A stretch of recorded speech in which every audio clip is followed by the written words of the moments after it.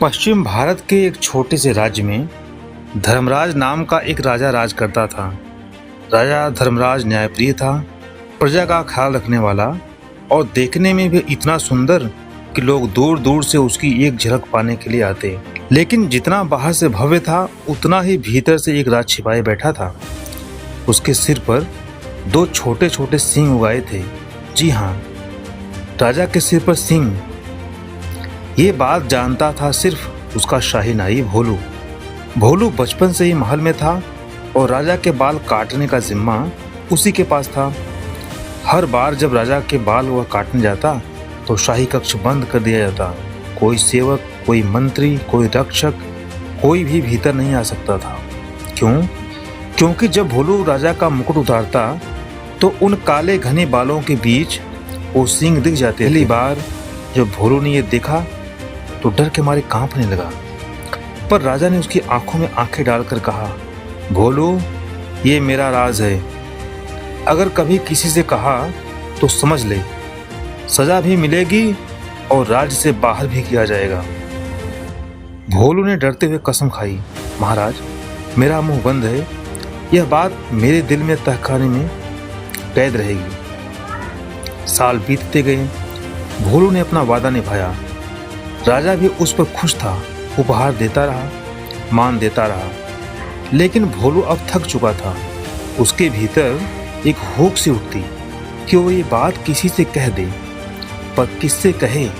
डर भी था और वादा भी। एक दिन राजा के बाल काटकर लौटते समय वह एक घने जंगल से गुजर रहा था। चलते चलते थक गया तो एक पेड़ के नीचे बैठ गया। वो पसीने से तर था, लेकिन दिमाग में वही राज घूम रहा था। और तभी भोलू खड़ा हुआ और उस पेड़ की ओर देखकर बोला, पेड़ भाई, एक बात बताऊं, पर किसी से कहना मत। और उसने धीरे से कहा, हमारे राजा के सिर पर दो सींग हैं। हाँ, दो सींग।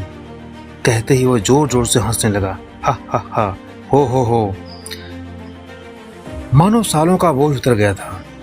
भोलू अब हल्का महसूस कर रहा था। उसे लगा किसी से कह तो दिया और किसी को पता भी नहीं चला। वह चैन से घर चला गया। लेकिन कहानी वहां खत्म नहीं होती। अगले दिन एक लकड़हारा उसी जंगल में लकड़ी काटने आया। उसने देखा वही पेड़ बड़ा मजबूत है, इससे तो बढ़िया ढोल बनेगा। उसने सोचा। पेड़ काटा गया, लकड़ी एक ढोल बनाने वाले को दी गई और उसने एक शानदार ढोल तैयार किया। ढोल इतना सुंदर था कि खुद ढोल वाला देखकर चौंक गया। अगली सुबह वह उसे लेकर बाजार गया, लोगों को दिखाने के लिए कि जैसे उसने ढोल बजाया, ढोल से आवाज आई, हमारे राजा के सिर पर दो सींग हैं। हाँ, दो सींग। सब चौंक गए। क्या? ये ढोल बोल रहा है? ढोल वाला डर गया।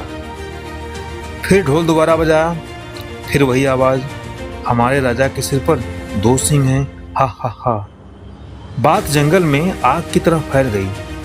लोग गली गली गाने लगे, हमारे राजा के सिर पर दो सींग, हमारे राजा के सिर पर दो सींग। राजा धर्मराज को जैसे ही पता चला, उनकी आंखें लाल हो गईं। उस ढोल वाले को खींचकर मेरे सामने लाओ। ढोल वाला कांपता हुआ दरबार में पहुंचा। महाराज, मैंने कुछ नहीं किया, बस एक ढोल बनाया, उसी लकड़ी से जो जंगल से आई थी। राजा ने लकड़हारे को बुलाया। कहाँ से लाई थी लकड़ी? महाराज, जंगल से ही। वो पेड़ सबसे मजबूत था। अब राजा सोचने लगा, पेड़, जंगल, वो राज, वो भोलू। उसे याद आया, केवल भोलू जानता था उस राज को। भोलू को बुलाया गया। वह डरता हुआ दरबार में आया। राजा गरजा, भोलू, तुमने किससे कही ये बात? भोलू कांपते हुए बोला, महाराज, किसी इंसान से नहीं, बस एक पेड़ से कहा था। सोच रहा था कि वो तो किसी से कहेगा नहीं। राजा कुछ पल चुप रहा, फिर मुस्कुराया। तो ये जादुई पेड़ था जो सुनता भी था और बोलता भी। उसी की लकड़ी से बना था ढोल।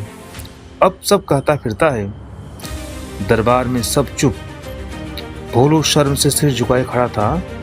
लकड़हारा और ढोल वाला हाथ जोड़कर माफी मांग रहे थे।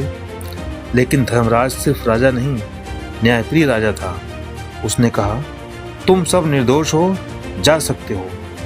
तीनों ने आंखों में आंसू लिए हाथ जोड़े और कहा, महाराज, आप सच में धर्म के राजाधिराज हैं। और इस तरह एक पेड़ ने, एक ढोल ने और एक छुपा हुआ राज सब कुछ सिखा दिया कि सच्चाई चाहे जितनी भी गहरी हो, एक दिन आवाज़ बन ही जाती है। ऐसे ही मज़ेदार कहानियाँ सुनने के लिए कहानी कैफे चैनल को सब्सक्राइब करें। अगर आपको ये कहानी पसंद आई हो तो हमें कमेंट करके ज़रूर बताएं।